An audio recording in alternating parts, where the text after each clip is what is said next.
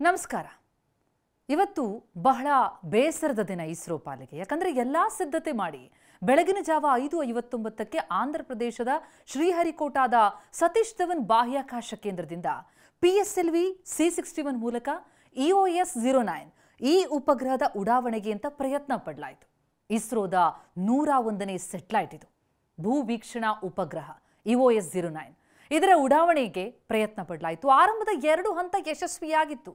ಆದರೆ 3ನೇ ಹಂತದಲ್ಲಿ EOS-09 ಉಪಗ್ರಹಕ್ಕೆ ಕಾರ್ಯಾಚರಣೆಯನ್ನು ಸಾಧಿಸೋದಕ್ಕೆ ಸಾಧ್ಯ ಆಗಲಿಲ್ಲ. ಇದರಿಂದ ಸಂಸ್ಥೆ ನಡೆಸಿದಂತಹ ಪ್ರಯತ್ನ ವಿಫಲ ಆಗಿದೆ ಅಂತ ಈ ಬಗ್ಗೆ ಇಸ್ರೋ ಅಧಿಕೃತವಾಗಿ ಮಾಹಿತಿ ಕೊಟ್ಟಿದೆ. ಇಸ್ರೋ ಅಧ್ಯಕ್ಷ ವಿ ನಾರಾಯಣ್ ಅವರು EOS-09 ಕಾರ್ಯಾಚರಣೆಯನ್ನು ಸಾಧಿಸೋದಕ್ಕೆ ಸಾಧ್ಯ ಆಗಲಿಲ್ಲ ಅಂತ ತಿಳಿಸಿದ್ದಾರೆ.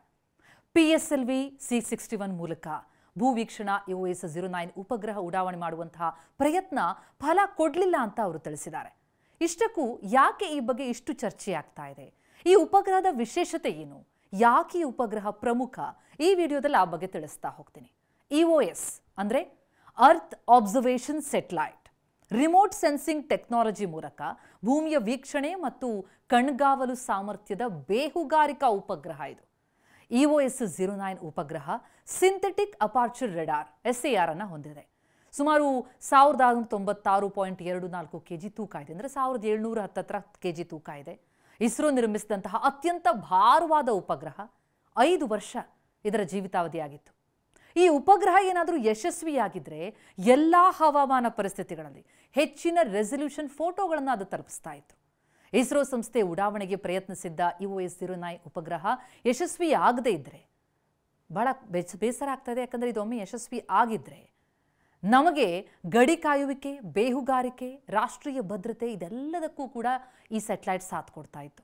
ವಿಪತ್ತು ನಿರ್ವಹಣೆ ಸಮಯದಲ್ಲೂ ಕೂಡ ನೆರವಾಗ್ತಾ ಇತ್ತು. ಅಂದರೆ ಈ ಪ್ರವಾಹದ ಸಂದರ್ಭದಲ್ಲೂ ಕೂಡ ಅದಕ್ಕೆಲ್ಲದಕ್ಕೂ ಕೂಡ ನೆರವಾಗ್ತಾ ಇತ್ತು. ಆದರೆ ಈಗ ತಾಂತ್ರಿಕ ಕಾರಣದಿಂದ ಉಡಾವಣೆ ಯಶಸ್ವಿ ಆಗಲಿಲ್ಲ ಅಂತ ಹೇಳಲಾಗ್ತಾ ಇದೆ. ಇಸ್ರೋದ ಈ EOS-09 ರಾತ್ರಿ ಕಣ್ಗಾವಲು ಉಪಗ್ರಹ. ಬಿರುಗಾಳಿಯಾಗಿರಲಿ, ಕತ್ತಲೆ ರಾತ್ರಿ ಇರಲಿ, ಭೂಮಿ ಮೇಲಿನ ಪ್ರತಿಯೊಂದು ಚಲನವಲನಗಳ ಬಗ್ಗೆ ತೀಕ್ಷ್ಣವಾದ ಕಣ್ಣಿಡುತ್ತೆ.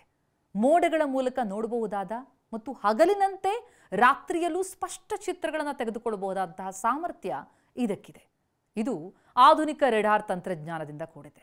ಒಂದು ವೇಳೆ ಈ ಸೆಟಲೈಟ್ ಯಶಸ್ವಿಯಾಗಿದ್ರೆ ಭಾರತದ ರಕ್ಷಣಾ ವ್ಯವಸ್ಥೆಗಂತೂ ಬಹು ದೊಡ್ಡ ಮಟ್ಟದಲ್ಲಿ ಬಲ ಬಂದಂತಾಗ್ತಿತ್ತು.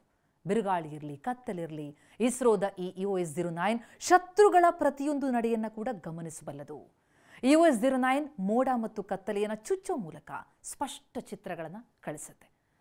EOS-09 ಅಂತ ಈ ಹೆಸರಿಸಲಾದ ಈ ಹೊಸ ಉಪಗ್ರಹ ಏನಿದೆ, ವಾಸ್ತವವಾಗಿ ನೋಡ್ತಾ ಹೋದರೆ RISAT ಹೆಸರಿನ ಹಳೆ ಉಪಗ್ರಹ ಸರಣಿಯ ಹೊಸ ಮತ್ತು ಸುಧಾರಿತ ಆವೃತ್ತಿ. ಶತ್ರುಗಳ ಮೇಲೆ ನಿಕಟವಾಗಿ ನಿಗಾ ಇಡೋದಕ್ಕೆ ಸಾಧ್ಯ ಆಗುವಂತೆ ಈ RISAT-2 ನಂತಹ ಹಿಂದಿನ ಉಪಗ್ರಹವನ್ನು ಸೈನ್ಯಕ್ಕಾಗಿ ವಿಶೇಷವಾಗಿ ತಯಾರಿಸಲಾಗ್ತಾ ಇತ್ತು. EOS-09 C-ಬ್ಯಾಂಡ್ ಎಂಬ ವಿಶೇಷ ರೆಡಾರನ್ನು ಹೊಂದಿದೆ. ಮೋಡ ಮತ್ತು ಕತ್ತಲಿನ ಚುಚ್ಚೋ ಮೂಲಕ ಸ್ಪಷ್ಟ ಚಿತ್ರಗಳನ್ನು ಕಳಿಸುವಂತಹ ಸಾಮರ್ಥ್ಯವನ್ನು ಇದು ಹೊಂದಿದೆ.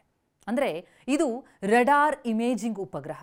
ಭೂಮಿಯ ಮೇಲ್ಮೈನಿಂದ ಸುಮಾರು 524 ಕಿಲೋಮೀಟರ್ ದೂರದ ಸೂರ್ಯ ಸಮವ್ಯಾಪಕ ಕಕ್ಷೆ ಅಂದರೆ ಸನ್ ಸಿಂಕ್ರೊನಸ್ ಆರ್ಬಿಟ್ ಅನ್ನು ಇದು ತಲುಪಬೇಕಾಗಿತ್ತು.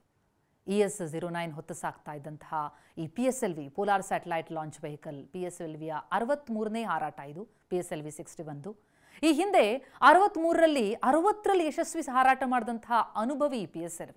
ಆದರೆ ಈ ಬಾರಿ ತಾಂತ್ರಿಕ ಸಮಸ್ಯೆಯಿಂದ EOS-09 ಉದ್ದೇಶಿತ ಕಕ್ಷೆಗೆ ತಲುಪಿಸೋದಕ್ಕೆ ಆಗಲಿಲ್ಲ. ಉಡಾವಣೆ ಯಶಸ್ವಿ ಆಗಲಿಲ್ಲ. ಆದರೆ ನಮ್ಮ ಹೆಮ್ಮೆಯ ಇಸ್ರೋ ಈ ಹಿಂದೆ ಅದೆಷ್ಟೋ ಯಶಸ್ವಿ ಉಪಗ್ರಹ ಉಡಾವಣೆ ಮಾಡಿದೆ. ಮತ್ತೊಮ್ಮೆ ಪ್ರಯತ್ನಿಸಲಿ, ಯಶಸ್ವಿಯಾಗಲಿ ಅನ್ನೋದು ಭಾರತೀಯರ ಹಾರೈಕೆ.